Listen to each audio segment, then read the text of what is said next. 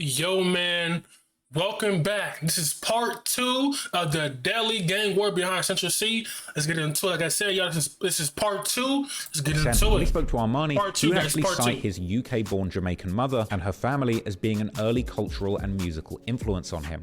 Did you have like a Jamaican influence growing up? Like, because I feel like in your music and the way you talk and that, bit of yard talk and that. Yeah, my family in it. Yeah. Grew up with my mum in it. My mum's side, Yeah. all Jamaican. Okay. Was she born here or in Jamaica? Yeah, here. Okay. Digger would attend the St. Thomas Primary School on Appleford Road in Ladbroke Grove, where he met personal friend and notable 1011 CGM member M. Scum. As his interest in music grew, in 2009, he would even rap on stage in a battle rap at the Royal Albert Hall when he was just 9 years old. Digger's family would Oh, you did a battle rap at 9? What? I mean, hey, man, it's like he was passionate with music, you know what I'm saying, from the start. Seemed like he was passionate with music, you know what I'm saying, from the start, y'all. From that start, yes, sir. He would later move to 3rd Avenue in Queen's Park on the Mozart estate, home to the Harrow Road Boys gang and his future enemy, Fredo. But despite living there, What? Digger would maintain loyalty to the area that he was going to school in Ladbroke Grove. He would speak on this on the intro track of his 2022 album Naughty by Nature, explaining that he lived across from Fredo and how he didn't respect Fredo's gang, the Harrow Road Boys, and he instead looked up to their ops, SSK from South Kilburn. On the same track, Digger recalled how he and the now deceased HRB member Stutz, aka Wu, used to be friends during their school years, often playing football together. However, due to him joining 1011 or CGM and Stutz joining the Harrow Road Boys, they would later become enemies to the point where Digger would rap that he would be planning to kill him on sight, and later dissing Wu extensively after his unsolved murder. He would also reveal on the same track that at the young age of just 11... That's the thing, like, it's crazy how Southern used to be homies and cool, and then, like, they join a gang, and Southern gang, they be beefing, so then now they gotta beef with each other.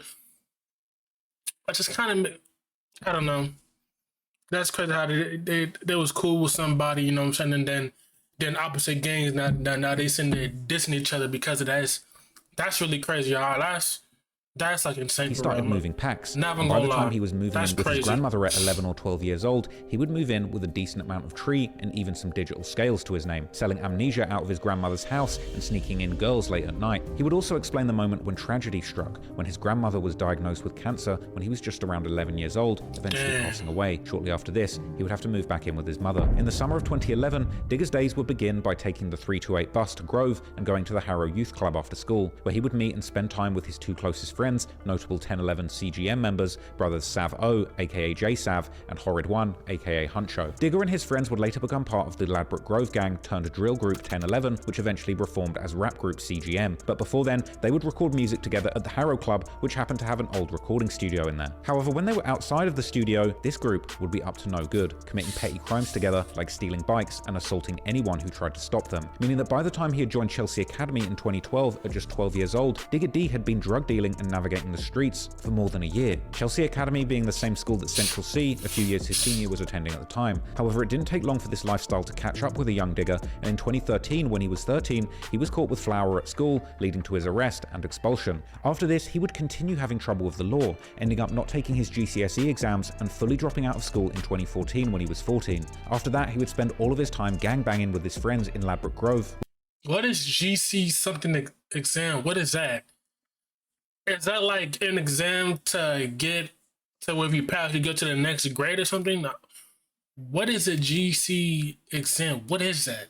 I don't know what that With Digger is. apparently commonly being seen hanging around Portobello Court with his friends and affiliates that would later form the gangs 1011 and CGM. But before the formation of CGM, around 2014, Digger D and other Ladbroke Grove gang members would come together to form a crew called 916. This alliance called 916 was very active both in the streets and in the music, especially around 2014 and 15, with the leader at the time being Johnny 5, who would also be the main artist of the group. And so, it would be while being part of 916 that Digger D would release his first ever songs. On October the 28th, 2015, at the age of just 15, Digger D released his first song titled RNS. Let's call it real N-word stuff. Rapping over a dark, ethereal trap beat, RNS was an extremely early example of a UK drill song despite its basic production. It would showcase Digger's uncanny ability to paint vivid pictures of his rough experiences in the streets as a just 15-year-old gangster through his music. The song begins with Digger on the hook giving step-by-step instructions on how his trap operates, starting with a phone call, followed by a delivery of He named it real nigga shit.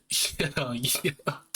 attacks in a stolen vehicle. Yo. In his second song, Trap House, which was actually released on the same day and covered similar topics to the first song, interestingly, the cover art saw Digga D with a blue bandana covering his face, as the 1011 gang, later known as CGM, would actually identify as Crips and regularly wear blue. On this song, Digga went further than the trap talk and rapped openly about committing violence, claiming to regularly stab his ops with his flick knife and rapping numerous bars describing committing shootings with a shotgun. Digga's third and final release of the year was the track Jumping, released on November 1st, 2015. It featured Digga rapping about trapping, stabbing, and shooting over a bass-heavy piano-backed trap beat. And while still not perfect, he had made some progress in improving both the production and his rapping from his previous releases. All in all, the music was full of hard-hitting lyrics, and if you weren't familiar with the UK drill culture, you'd have been shocked to learn that there were 15-year-olds running around West London shooting and stabbing people. And in 2015, this is the very early days. I mean, that only makes sense because they make the people that is minors do the work, so where if they get caught, they still be able to get out. Like, it's literally true. They do that to where they do to the kids that are minors where won't show on record. Plus, they probably be able to get out as well if they're charged as a minor or whatever, something like that. I think it's something like that. Of UK drill, when a lot of people probably couldn't have even imagined real criminals shooting and stabbing in the streets of London would then actually get on the microphone and admit their crimes openly on songs. But that's what Digga was doing, and he didn't know it yet, but he was about to be a big part of a new cultural movement that was about to sweep the city of London and change everything, with Digga D being in prime position to become one of the most realist and most dangerous rappers to come out of the UK drill scene. Already affiliated with a gang, Digga D seemed to get heavily involved in the violent side of London gang activity. Supporting the boss of the crew, we would even catch glimpses of him in Johnny Five's Ain't Scared music video with Digga wearing his favorite Gucci scarf and hat. From here, Digga D would only get deeper and deeper into the gang lifestyle and rapping about it as he went along for the whole world to hear. But the difference between Central C and Digga D was that Digga was really living the most extreme gangster lifestyle. Central C, on the other hand, might have been dabbling as a dealer to make a bit of money on the side, but he couldn't authentically get on the mic and rap about the streets with any kind of authority. But that didn't stop him from eventually trying, because at the end of the day, unlike Digga D, Central C wanted to be a rapper more than he wanted to be a gangster. So while Digga D was in Ladbroke Grove, terrorizing the streets with a microphone in his back pocket... So you're pretty much saying that Digga D is a gangster, living like what he's doing, but also he's rapping about it. Central C, he's just doing the stuff to sell, but he wants to be a rapper. He don't really want to be a gangster. He really wants to be a rapper, but he's just doing to sell stuff to where he can, you know what I'm saying, be a rapper and, you know what I'm saying, hopefully make it out. Central C was in Shepherd's Bush, prioritizing his music career over everything. But to begin with, he wasn't going the UK drill route, but actually dialing up the auto-tune and trying to make pop songs. Unfortunately for him, it would be around 5 years before he realized, ain't nobody trying to hear that.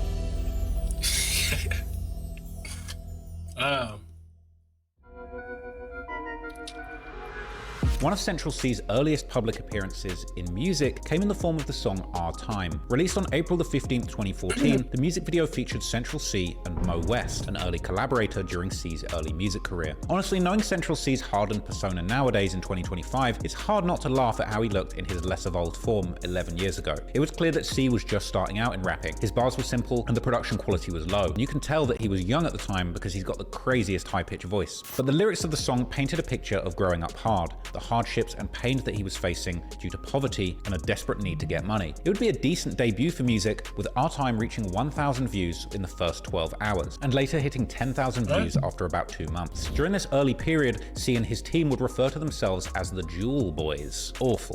Awful name. But one of the apparent members of the Jewel Boys was Sench's best friend Wads, who was actually profiled in a High Snobiety article about Sench. Young Wads would share a Twitter post giving an inside look at the original Jewel Boys studio setup. And this really showcased the humble beginnings of Sench's rap career, and also where Central C and Mo West locked in for 2 days recording 9 tracks. On May the 5th, 2014, the Jewel Boys returned with a cover of Jhené Aiko's The Worst. The song featured both Central C and Mo West, highlighting their apparent life in the streets. But interestingly, Central C started the rap by stating that he and his associates are active in the streets or on the roads, and rapping that he had to tell his mother not to worry about him dying due to his risky lifestyle, and rapping how what he witnessed in the streets made him tough and mentally cold, something that Mo West would apparently confirm later in the song. And it wasn't long before Central C released another music video with Mo West. On June 2014, the video for MDK was released. This song would see Centr rapping that he's really on the roads or in the streets and that his mother doesn't even know, and rapping that him and his friends ride and they die. I feel like this video is the first time Centr's look and flow actually comes across.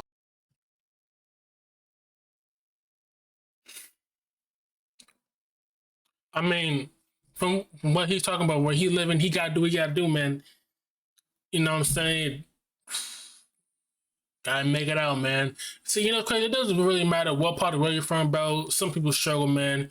Some people gotta go into that gang life and do what they gotta do, and hopefully they can survive, but sometimes they don't know, you know what I'm saying? Because it's just the way of life. Sometimes you're trying to get the easy money to where you can help your family, be a rapper or whatever you want to do, but you know what I'm saying? You just, whatever happens, you just gotta deal with it, man. Across really reminiscent of another singing, rapping sort of street artist, Dappy from N-Dubz. I think at the time, perhaps because of his look or maybe an actual admiration of him, Centr was probably trying to take a lane in the rap game that kind of followed Dappy's success, kind of making music that appealed to the girls a little more than average, but still with a street edge. The music video would feature Central C with a gang of goons riding pedal bikes through the streets of West London, pedal bikes being commonly used in the city for personal transport, an exceptional way to get around if you're running packs. But interestingly, in the video, we begin to see Centr also flexing his fashion taste, heavily repping the clothing brand Trapstar, with Centr and the founders of the infamous streetwear brand actually being from the same place in the city. The brand would become heavily tied to his personal brand and identity in connection with the area he grew up in. Central C would also get a Trapstar tattoo on his stomach. Wow. The song MDK would reach 1,000 views in a few days, and in the same month, on June the 27th, Central C followed up MDK with the street-focused song Bang Bang. And the title and the song itself kind of alluded to shootings and street violence and that sort of thing. On the song itself, Central actually revealed that another member of his family, his cousin, is in jail with apparent blood on his hands. On July the 5th, the song and music video Fake Love, another Central C and Mo West collaboration, was released. The track was a diss towards any fake friends or fans showing them fake love, but most interestingly, it marked Centr's earliest experimentation with auto-tune, something that he would continue to make use of during this experimental era of his career. But quite frankly, Centr was sounding cheeks on this track. Look, Centr was honestly just awful at rapping, but this is the most formative time when he's actually developing his talent and working towards his 10,000 hours. So despite how terrible it was, he continued dropping whack tunes non-stop and leveling up. On July the 13th, Centr dropped his newest song. You're not going to be insane. If you want to be good at something, even if you're trash or you suck at it, you gotta keep on practicing and trying. And once you find your flow and your sound, you're there. You gotta keep on trying. You gotta keep on going. You know what I'm saying? You can't let nobody, look, whatever you want to do it. Don't let nobody tell you that you cannot do it, man. Whatever you want to do it, man. You know, so you gotta find your flow and your sound. You know what I'm saying? It might take some time, but once you find it, boom, stick with it, you know what I'm saying? Solo song Moneybound. This was another experiment in making more American-inspired trap hustle rap, with Centr rapping all about how he was riding around the city making money and selling rocks on his pedal bike. By April 2015, the track had garnered over 12,000 views. But following Moneybound, C would go missing for more than 4 months. However, his return would come with the release of a series of freestyles shining a light on his new music. The first one, called Personality Freestyle, was released on November the 4th, 2014, which upon release got him noticed by Grime Daily, one of the top UK music platforms that tweeted that fans need to keep an eye on him. The outlet also noted that despite Central C being incredibly new to the game, he showed a lot of promise and urged people to keep a close eye on him. Interestingly, noting his age was just 16 at the time. Now, that freestyle has been duly scrubbed from the internet, so I didn't even find a version of it to listen to. But on November the 6th, 2014, this would be followed up by another freestyle that he did with legendary icon of rap radio Charlie Sloth on his Fire in the Streets freestyle series. But once again, this is another freestyle that's been completely wiped from the internet. A freestyle that GRM Daily also covered in an article revealing that at the time, Central C was the youngest ever person to perform on the Fire in the Streets series. Now, these two freestyles are impossible to find on the net today. However, we do know that they put Central C's music in the ears of the surrounding hip-hop community. 2015 would be the year that Central C would begin to gain a minor buzz in music. In January 20... I wonder why, like, Those freestyles were scrapped from the internet. What happened? Because this ain't got to be happening. 15, the year would start with a very important moment for the young rapper when he appeared on the remix of Youngin's track Ain't On Nuttin'. It was ironic for Central C to be included on a track with famous lyrics all about calling people out for capping about being gangsters. But anyway, this verse was straight up rap from Central C, no auto-tune, and that would be followed up by another straight rap song. On February the 4th, 2015, Central C dropped a new track called Patience, set to an easygoing rap beat that was a bit more backpack rap than pack rap. Later that month, Central C dropped the song Clockwork featuring Mo West, a track that included Cench using auto-tune on the hook once again, and it was awful, just awful. Oh, turn it off. Now, in his verse, he straight rapped, but it wasn't much better. In one lyric, Cench says that people judge him because of how he looks, but he's really getting active in these streets. Now, up until this point, C hadn't had a track that had cracked 20,000 views, and this one performed even worse, racking up just 6,000 in a year. It was bad. Like, at this point, he couldn't even decide whether he should go the full singing auto-tune route or the full fake roadman route, but frankly, we ain't trying to hear either of those. But Cench kept going. By the end of that month, Cench would be featured again on Link Up TV, this time with a Street Heat freestyle. And this was another important video that got Cench on many people's radar for the first time. Done over J. Cole's A Tale of Two Cities instrumental, where he sounded completely different from the Cench you know and love now. Once again, he would rap straight bars with no auto-tune, but still with a pretty squeaky voice and a 2015 era man bun, he was coming across as quite possibly the most punchable rapper in London. Rapping pain bars about not knowing his father and his mother thinking he's crazy, and vowing to take over the rap game and win a Mobo award. Cench also defended— Look like a young version of 6ix9ine, bro. I'm not even lying. I'm not even trying to be funny. Go look at 6ix9ine when he was like rapping back then. Look at, I don't know. Can Central C be another version of 6ix9ine?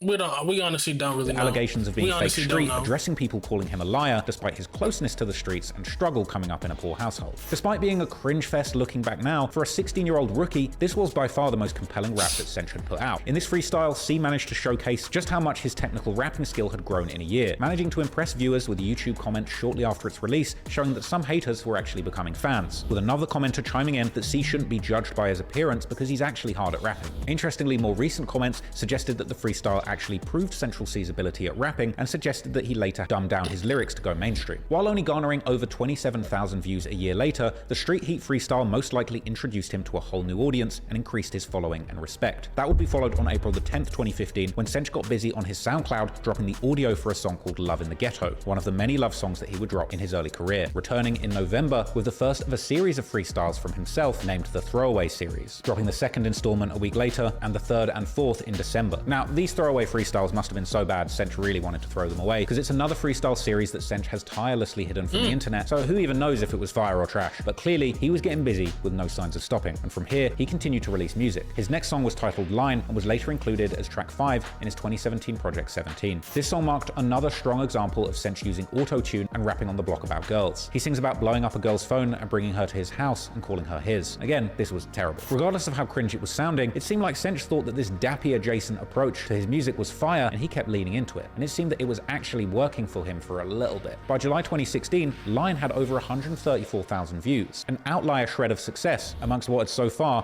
been a pretty lackluster performing catalogue of music. The next month, Central C would release the track AM. Snippets on Twitter of the since deleted music video show Central C and a girl on a rooftop as he performs this love song. It's clear that Central C was specifically targeting the lucrative teenage girl audience that spent part of their day perfecting their pic collage skills to make cringy tributes to their new favorite dappy clone. But Central C's new female-focused lane was just opening up, and it was time for him to solidify his style with a longer project. On April the 22nd, 2016, Central C released the 6-track mixtape Bipolar, released in 2016 when C was 17 years old, but with material that was apparently all recorded when he was 16. Arguably, the tape was a flop, making minimal noise, with none of the tracks even reaching more than 1,500 views even today after the fame. But Cench wasn't Hey man, look, you see it took Dirk Derner over a decade to get where he is now.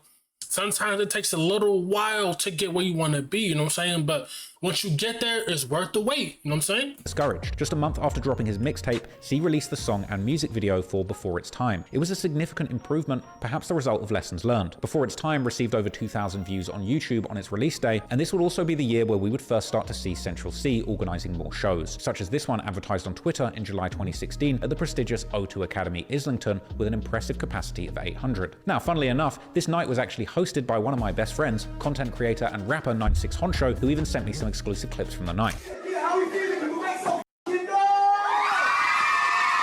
Central C was certainly taking Fake It Till You Make It to brave new heights, but it would certainly still be quite some time until he truly made it. More than a month later, on July the 18th, 2016, Central C drops the song Good Girl, later included on his 17 mixtape. The music video included a cameo from some members of the Shepherd's Bush Gang 12 Anti, including YG, seen here to the left of Central C. With some light auto-tune and a booming trap beat, Central C admits to losing a good girl for a bad one. Was Central C really in the streets, or do y'all think he just using that to get what he wants to be? Kind of same thing with like 6ix9ine in a way. Because you see how when he was rapping, he wasn't getting that much buzz. The same thing with 6ix9ine. Then when Central C went to the, you know what I'm saying, with the gang and shit like that, rapping about that, look what happened, blew up. Something with 6ix9ine blew up.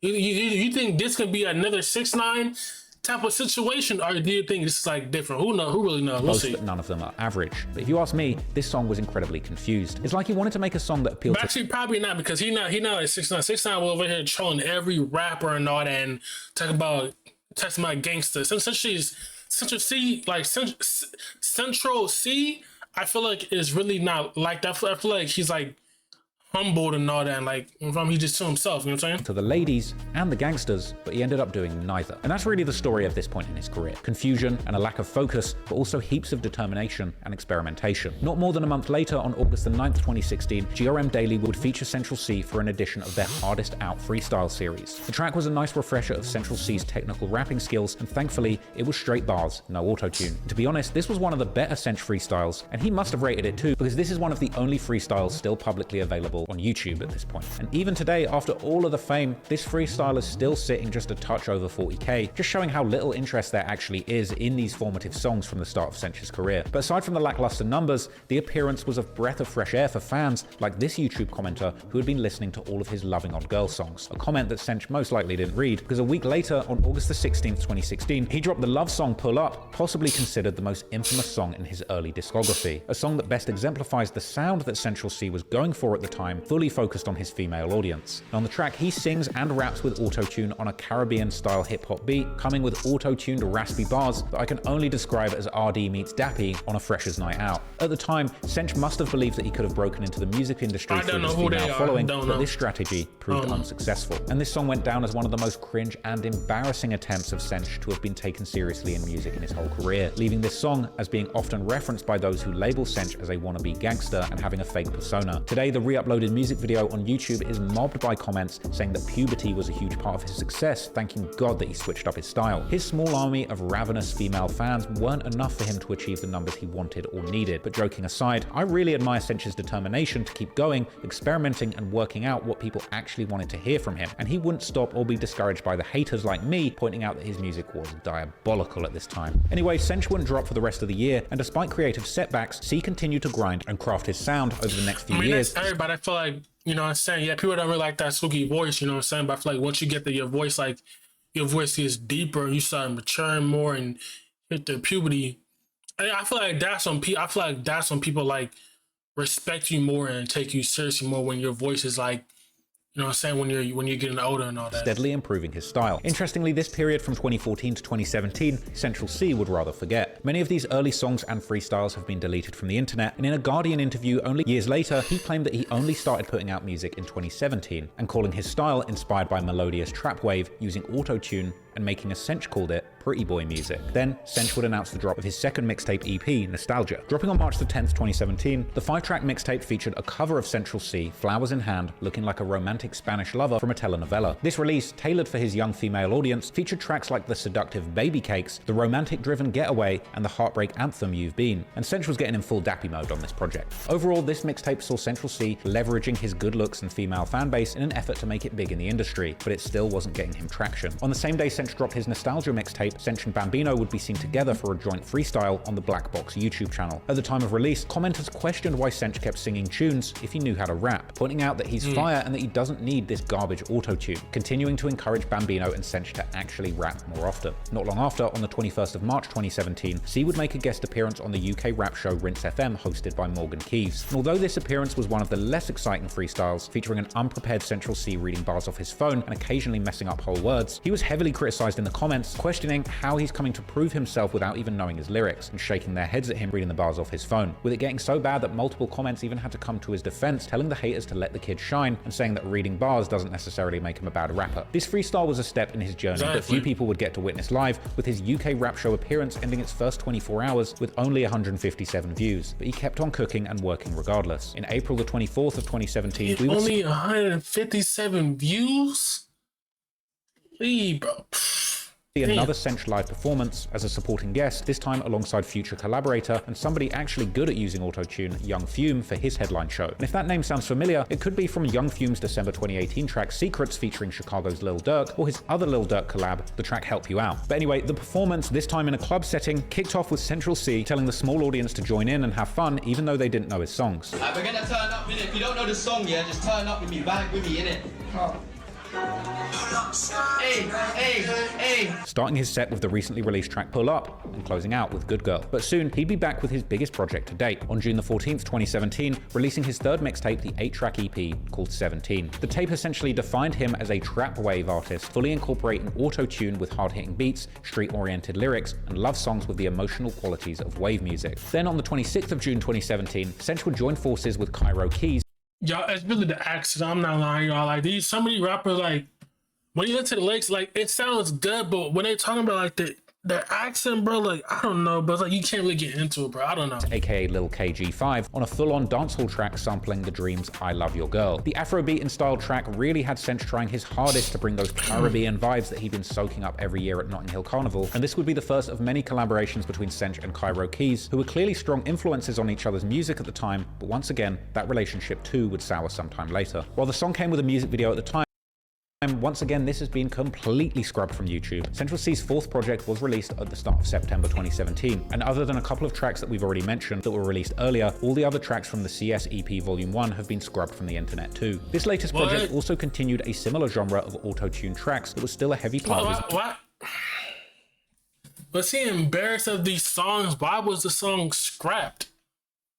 Was he embarrassed of the songs? Why would the song scrap from the music arsenal? Tropes that Sench would continue throwing at the wall throughout 2017 and 2018. It would be several months later when he released again on July the 15th when he would drop the track Wake Up. In October, Central C would drop his final track of 2018 titled Running Man, with the music video being released the next year. But interestingly, this song was also the first time that C mentioned his branding and team philosophy, Live Your Movie, or LYM, which later became Live Yours, a slogan that fans would seemingly gravitate to, and something that became the basis of an impressive jewelry collection years later. Sench's last music drop of the year would be on October the 15th, 2018. This will be another remix to Lil Baby's song Drip Too Hard. Sench's Drip Too Hard remix showcased him flowing on the beat in his unique tone and delivery, combining singing and rapping with the heavy use of autotune that we have come to know and despise. And he would be seen rocking his new Live Yours merchandise throughout the whole video. By the end of 2018, Central C had barely established himself as an underground rapper. The fact was, things weren't really taking off for Central C rap-wise. His freestyles and solo drops rarely crossed over 20,000 views months after their releases, and despite a few rare exceptions, even Sench's pretty boy raps weren't taking off. By the end of 2018, we were entering peak UK drill. The year concluded with Russ releasing his song Gun Lean, a shooter's anthem which came with a jiggy dance, taking the most gangster, gun-toting rap music in the UK and commercializing it. And going into 2019, all the attention in the UK rap game was on the gang-banging demons really shooting and stabbing people in London and having the confidence to rap about it openly. Particularly, one UK drill rapper who gained a reputation in the streets as one of the most ruthless was the old schoolmate of Central's, Digga D. So in 2019,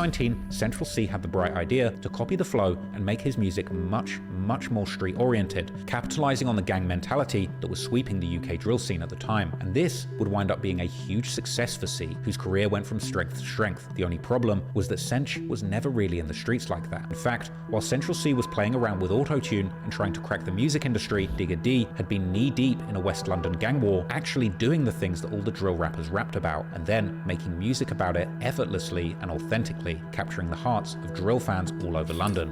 Sound like 6ix9ine a little bit, y'all. Sound like 6ix9ine a little bit. You see the 6ix9ine movement going on. Then he went to that drill talking about the street shit. You see what happens?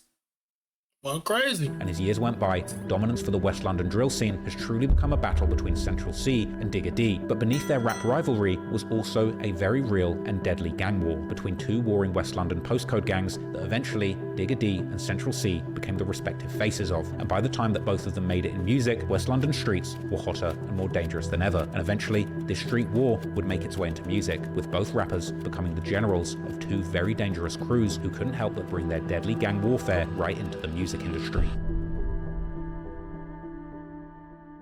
Hey man, we're on 10-11, rated 12. Okay, so Diggity's 10-11. Central C is 12 World. I don't know what that is. We're gonna check it out and we're gonna see. Let's get into it. Y'all know what's up, man. Hit that like button, subscribe to the channel, and run over to 2K says, man. Y'all know what's up. In West London, the gang politics have evolved a lot over the years, but in the modern day, there's just a handful of sets that are the most significant when it comes to the affiliations of West London's most infamous rappers. As mentioned before, the gangs in the streets of Shepherd's Bush, where Central C spent his formative years, would eventually break into two main gangs, 12 World and 12 Anti. Meanwhile, their ops in rival hood Ladbroke Grove would begin to call themselves 10-11. 12 World was known for particularly two main rappers, Sav 12 and S1, while other lesser known members would include guys like R2, TR2, SJ, Paps, Nico, SB, J-Trap, and J-Jugs. 12 Anti, who were at least at the time very close with 12 World, is nowadays best known for seemingly being the main gang that Central C associates with, while other rappers from the gang include guys like F. Box 12, Little Catty, A2 Anti, Two Things, Bankroll Bugs, S2 Saucy, and Longs aka Hamilton. 10-11, on the other hand, is of course best known for Digger D, while their other known rappers include guys like ZK, Savo, K-Sav, aka Loose One, Horrid One, M Scum, TY, Dodgy, Striker, Rack 5, Splasher, Sini Say So, JDF, and Johnny 5. Now, it's not clear exactly what started the beef between Shepherd's Bush and Ladbroke Grove, but once things went sour, they would soon begin escalating. An old clip, allegedly from 2016, but more likely from 2015, can still be found online, where a group of youths from Shepherd's Bush actually catch and confront a young Digger D, pressuring him Confront Digger D, y'all ass. What? That's actually crazy, though, y'all. I'm not gonna lie. That's a damn. To say F the Grove and F Johnny, aka Johnny 5, one of their biggest rappers at the time, and according to some, the leader of the Ladbroke Grove gang, which would later become known as 10-11. Where you from, fam? What? You got these youths? You got these youths? Or any of them? Have you got these youths? Speak up, open your fucking mouth, fam. Open your fucking mouth and my talking to you. Got these youths? Fam. So what? Have you got these youths? Are you involved in it? Are you involved? You want anyone from Bush? No. I didn't think so. You're not involved. No, we're not involved. You're not involved. Say Johnny, bro. Say bro. Say Johnny. Say Johnny. Say it. Go on, say it in your face. Johnny, fuck you. Digger has since rapped about this incident on. Hey man, when stuff like that happens, that turns him into something else. You see what Pop Smoke done mess with them? So RP Pop Smoke, man. RP Pop Smoke. Numerous occasions, like on his intro song for the album Naughty by Nature in 2022, where he mentioned that it happened on Boxing Day, the day after Christmas, and that he brought himself a shotgun soon after to protect himself, as well as ending the song saying that after buying the dots, or shotgun, he then got the nickname Shotty Shane as he begun his Get Back campaign, even accusing the Shepherd's Bush members of turning him into a demon in the streets. In May 2016, Digger would drop his first music video called Hella Bands, where he can be seen in Grove with the rest of the 10-11 members, AR916 as they were going by at the time. But this is a track all about trapping, specifically cooking up good rocks, and there's no real disses to specific ops in the song other than just generic references to rivals. But Digger does make it clear that he's well armed, even mentioning the shotgun that he'd supposedly bought after that incident with the Shepherd's Bush members. A few months later, in July, 12 World rapper Sav 12 would drop a song originally titled 12/10, although the title has since been changed to No Hook. The song's reference to 10 appears to be a clear diss towards the W10 postcode, which guys from Ladbroke Grove like Johnny 5 would be repping on their social media at the time. And saying 12/10 essentially means that his crew from 12 World are above the 10-11 crew. As only a few months later, he would also drop the song Let's Get It, where he would repeat the same lyric, whilst making it clear he was talking about their ops. However, in general, both sides would keep releasing music with rather generic disses towards their ops, until November 2016, when Digger would drop the song and music video simply titled The Truth. The music video would show a young Digger surrounded by masked up goons, while he would rap bar for bar, dissing numerous ops explicitly by their names, many of these being Shepherd's Bush members like a guy called Wops and Creep Sav, Sav, aka Sav12, saying that he left his bike and ran when one of Digger's members pulled out a gun on him. Digger would once again mention the time that he had been pressured to diss his own gang, saying how he had got a gun afterwards, and seemingly admitting that his friend R9 got arrested for the same firearm. The self-snitching would continue as Digger would also seemingly admit that his gang had stabbed an op called L1, this actually being a female member from Shepherd's Bush, with Digger actually bragging on another song called Violence that the gang will stab their ops regardless of gender, and that they stabbed up L1 because she was from 12 World, as well as oh gosh.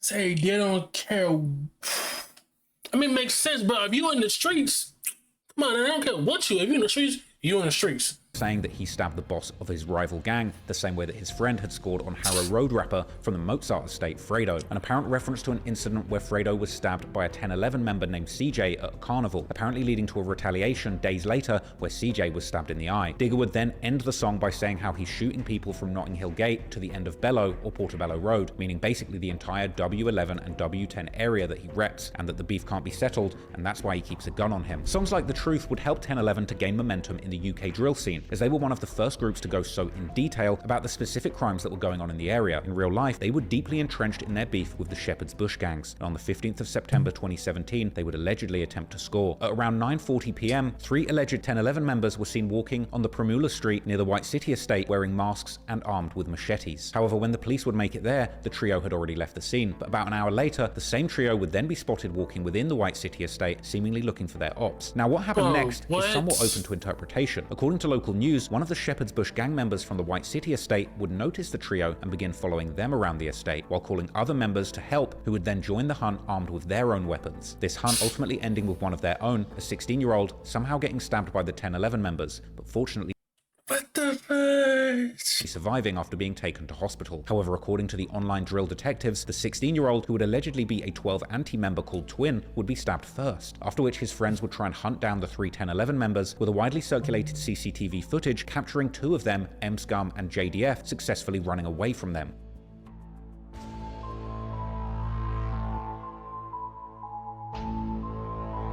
Bro, that in London, bro. See, the thing is, you can actually run away from that. Like, if you have a gun, you can actually run away from that. I hear, boom, boom, boom. You know what I'm saying? But out there, like, but they got machetes and baseball bats and all that. But I just,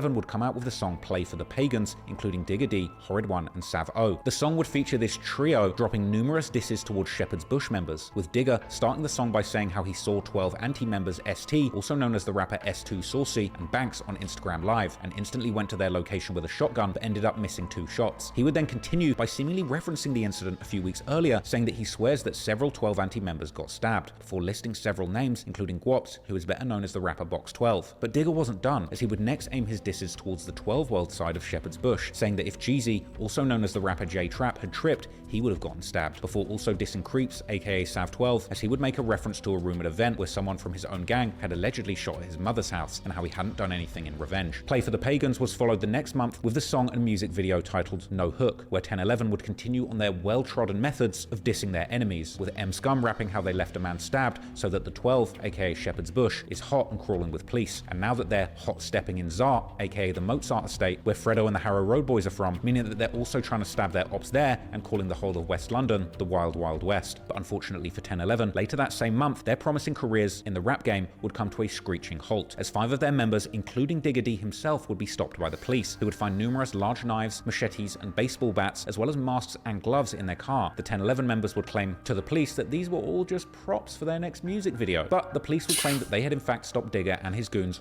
right as they were about to go and slide. They always gonna say it's for props and stuff like that. You know what I'm saying? Shepherd's Bush once again, as the police had actually found a recently posted video online where Shepherd's Bush gang members were allegedly harassing Horrid One from 1011's grandmother, who was out on their block, and attempting to provoke 1011 to respond. The police got wind of this and shut everything down before it could spiral out of control, and from here, the 1011 members would remain locked up for the time being. But in true UK drill fashion, they would end up turning their misfortune into success by taking advantage of the growing infamy around them in the music scene, and at the end of November, they would end up dropping their next viral hit, and a song that would go down as one of the most iconic drill songs in history. A song, or technically 2 songs, that they had recorded for the highly popular Mixtape Madness YouTube channel as a part of their Next Up freestyle series, which showcases new artists who have shown promise in the drill scene. The song that also included a live performance style music video. Next Up would once again showcase familiar bars with references to seemingly real events that had happened between 1011 members and their specific ops. This tried and true tactic, mixed with a popular platform like the Next Up series, a hard beat, and clever wordplay, would turn out to be a deadly combination that would immediately go viral in the UK drill scene. The following day, Play for the Pagans music video would break 1 million views, and just like that, 1011, particularly their frontman Digger D, had become one of the hottest commodities in the UK drill scene, all while sitting in jail. Only a few weeks later, the Next Up freestyle would also hit 1 million views, as well as getting added to the official Rap UK playlist on Spotify. And only a few weeks after that, the Play for the Pagans music video would then break 2 million views, followed by the No Hook music video hitting that milestone in February. And from there, the numbers would just keep growing and growing. Years later, during his interview with Armani, Take Risks on the Members Only network, Digger would reminisce on how he had felt in jail as he realized that their music was blowing up. When would you say that the music thing started kicking in terms of like you started realizing that, bro, like man's actually like someone out here type of thing? It was someone in here because I was in jail when man clocked. Okay. So it was like, man done the Next Up, we done No Hook, Play for the Pagans. Then man recorded the Next Up right before man went jail. Recorded it and then went jail. And I need to ring Hunch and that, like, yo, what's going on? Like, yo, we ain't really got nothing to put out there, like, might as well drop the Next Up. I'm like, bro, like, man, that's long, like, kind of save it, because I know man's sitting in here for a while, man's trials all in June and it's like November or something. I said, bro, like, I want to drop what man's Bro, got. trial in June? Straight away. Yeah. Jeez. Might as well do it, the name's ringing anyway. Come out and boom, man's hearing this going off, but these times man's like, ain't even see, I don't even know if man's seen 1 million views yet. You get it, the last time I was on the road, I don't even know if No Hook hit 1 million and that before man even went jail, you get me? So I was like, boom. Kid officers are coming saying, yo, you lot got 1 million, you know? So dog. Saying, bruv, what? That's mad. Yeah. Man's excited, man saying, what? But man's not believing it, so man's telling them, bro, go on the computer, go on YouTube, type the thing, print it out and bring it to myself and then I'll believe you. And they're doing that, they're bringing it. I'm saying, yo, the views are going up. I'm chatting to my mom. Yeah, it's going off. Then that was really like about it. That's it. Like just only officers and telling man, yo, 5 mil now, 6 mil, 7 mil, 8 mil throughout the months. Yeah. You get me? However, the Next Up freestyle would also have one specific lyric that seems to describe a real-life event. Hey, man. Y'all, that's it for part 2. I'll see you guys in part 3. Rob.